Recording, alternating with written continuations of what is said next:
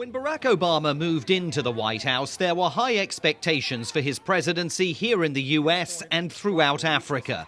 He is, after all, the son of a Kenyan father, and if the Republican Bush administration had prioritized Africa policy, surely the Democrats would go even further. It hasn't happened. The US president has spent less than a day in sub-Saharan Africa, a fast trip to Ghana in July 2009, and policy analysts, even from the progressive wing of American politics, accuse President Obama of advancing the wrong kind of Africa agenda. Beyond the historic significance of a son of Africa being in the White House, there has not been much substantive change. So what you have seen is an intensification of the US military presence in Africa, particularly in resource-rich areas, and what you have seen is an overly intensified focus on security.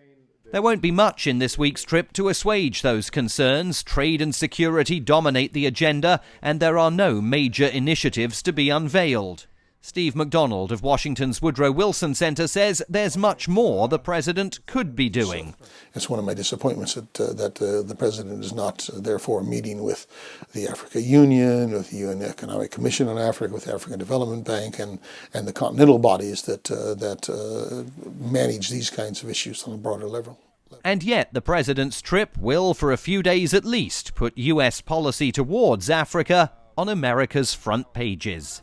The White House officially describes the president's trip as a reaffirmation of America's commitment to peace, security, development and prosperity across the continent. Others here say it's too little too late, and by limiting the trip to just 3 countries, doesn't address concerns that the first African American in the White House has largely ignored Africa on his watch. Simon Marks, Washington. News that moves. eNCA.com.